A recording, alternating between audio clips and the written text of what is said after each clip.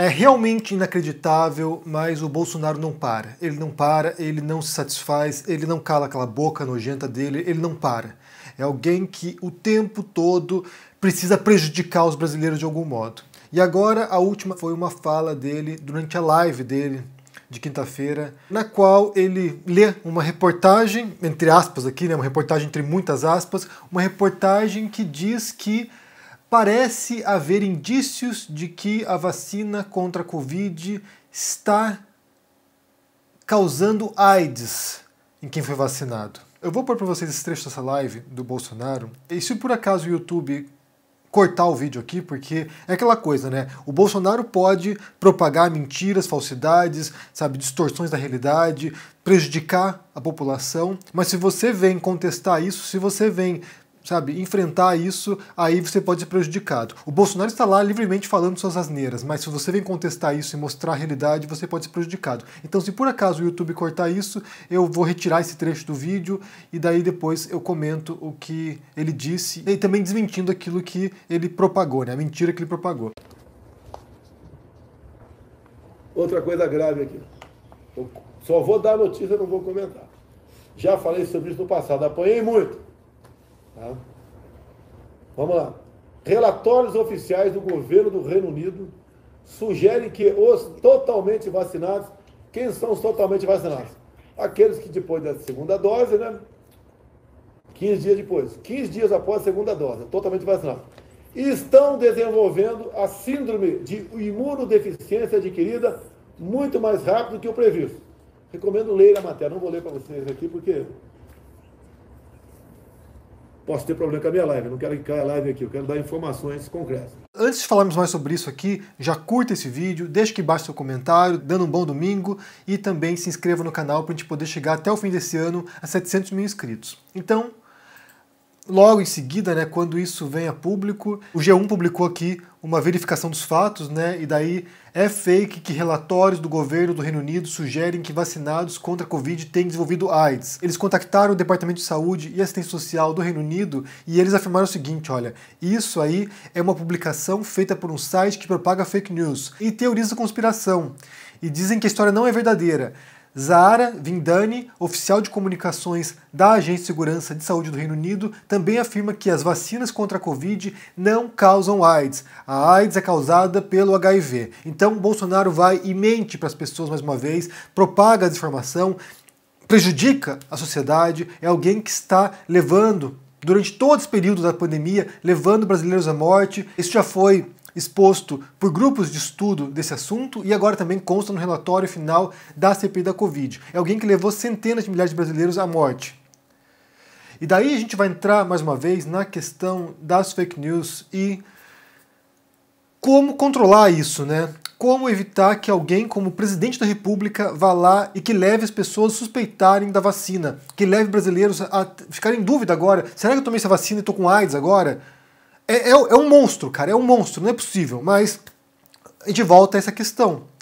E essa semana eu fiz um vídeo sobre esse assunto, né, quando o Monark lá do Flow começou a falar sobre isso, que a gente não pode deixar na mão de burocratas para que eles decidam o que é verdade daquilo que não é. E eu fiz um vídeo falando sobre esse assunto, e o jornalista Glenn Greenwald tinha retweetado essa fala do Monark, e eu fiz o vídeo e comentei isso. E o Glenn publicou o seguinte aqui, eu quero responder ao Glenn porque a pergunta dele é legítima e é uma dúvida que a gente tem, inclusive todos nós estamos acompanhando esse momento, a gente se indaga como lidar com isso, né? Então o Glenn falou o seguinte aqui: um dos meus comentaristas favoritos é o Henry Bugalho. Eu assisto a maioria dos seus vídeos, sempre esperto e informado, mesmo quando eu discordo. Ao fazer esse vídeo sobre a polêmica sobre o meu e os comentários do Monark sobre liberdade de expressão, a pergunta que tenho, que ninguém que apoia a censura quer abordar: quem decide o que é verdadeiro e falso? O que é discurso de ódio?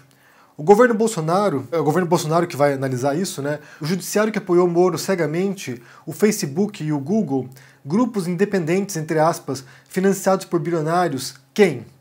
E de fato a pergunta é legítima, do mesmo modo que a questão sobre a livre expressão, né, como a gente falou inclusive no outro vídeo, essa questão se há limites ou não há, e certamente há limites, mas se há limites ou não há, é uma pergunta legítima. Perguntar quem vai fazer esse controle, quem vai moderar, quem vai regulamentar a livre expressão também é legítima, obviamente. Quem vai punir o Bolsonaro por propagar uma desinformação contra a vacina? Quem vai fazer isso? Quem vai decidir aquilo que é verdadeiro daquilo que não é? Quem vai decidir o que é lícito daquilo que não é? Então aqui alguns pontos que eu quero falar sobre essa fala do Bolsonaro, né, sobre as vacinas, mais uma vez atacando as vacinas, e a dúvida proposta pelo Glenn Greenwald. Então a primeira coisa que eu questiono é o uso de pessoas que apoiam a censura. Porque argumentar que existem restrições, e de fato existem restrições à livre expressão, não é apoiar a censura. A censura é que você evite que as pessoas digam as coisas, né? Que haja uma criminalização de certas falas não é exatamente censura. Pelo menos não nesse sentido corriqueiro, nesse sentido trivial. Então a primeira coisa que me preocupa, né? Principalmente porque, como eu falei no outro vídeo, o Glenn vem de um contexto norte-americano no qual você tem essa noção extremamente abrangente de livre expressão, que é um caso excepcionalíssimo.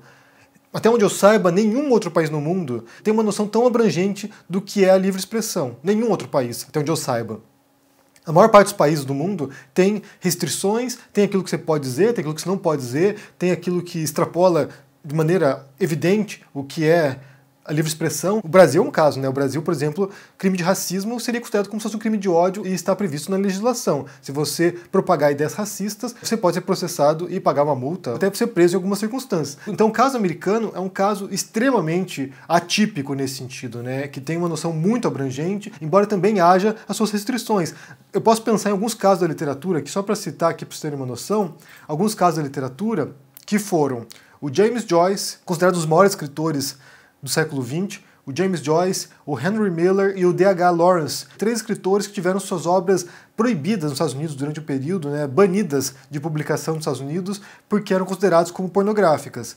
Isso aconteceu durante o século XX, mas 3 casos que você pode pensar aqui, no qual houve uma tentativa, vamos usar aqui no tema do Glenn Greenwald, de censura dessas obras, porque elas violariam certas noções de decência norte-americanas. Mas depois essas decisões foram revertidas e as obras foram publicadas. Mas de qualquer maneira, existem restrições, mesmo nos Estados Unidos, embora ainda seja bastante abrangente, ainda assim tem os seus limites. Mas de qualquer maneira, respondendo a pergunta do Glenn, quem vai controlar isso, né? Quem vai regulamentar isso?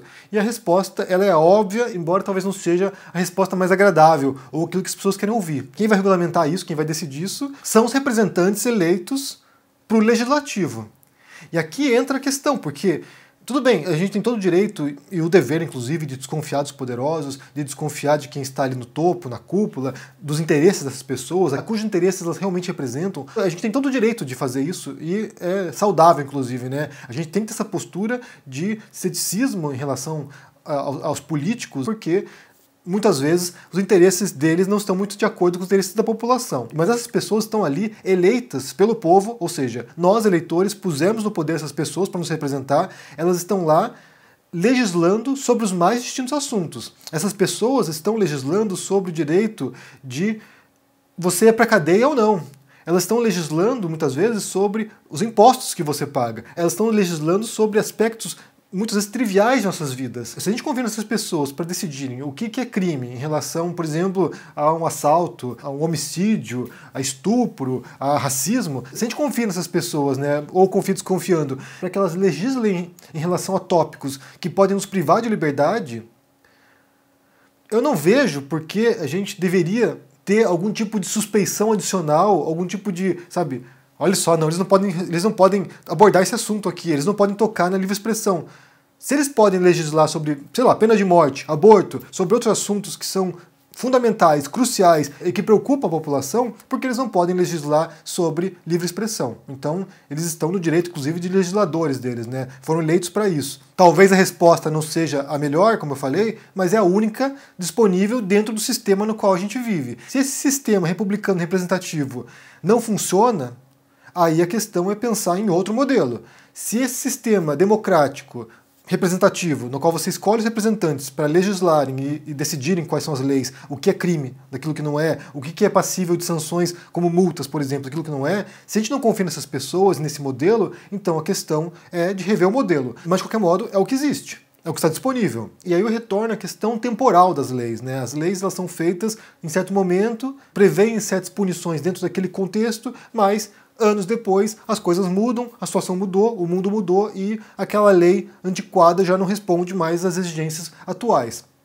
Nos Estados Unidos há uma tendência a tomar a Constituição norte-americana como se fosse um documento quase, sabe, quase gravado em pedra, inalterável, imutável, que tem que ser preservado a todo custo. É claro que há muitos méritos na Constituição americana e em muitos momentos ela de fato protegeu inúmeros direitos, e aqui eu recomendo que vocês assistam a série, já falei várias vezes aqui, mas recomendo que vocês assistam a série Amend, na Netflix, que mostra justamente isso, né? Principalmente sobre a 14ª emenda da Constituição e como ela foi usada para a conquista de vários direitos civis ao longo dos últimos 2 séculos. Então você tem uma Constituição norte-americana que foi escrita e ela foi sofrendo emendas justamente porque foi necessário atender certas demandas. Por exemplo, a escravidão. A escravidão era legal, era legítima nos Estados Unidos, no Brasil também, né, como vocês sabem, era legítima lá. Em algum momento, há uma guerra civil por causa disso, uma guerra de secessão nos Estados Unidos, e aí tomada a decisão, não, a gente precisa acabar com essa instituição, a gente precisa acabar com a escravidão. Então, eles vão lá e sentam e decidem. Agora a gente vai adicionar uma emenda, que é a 13ª emenda,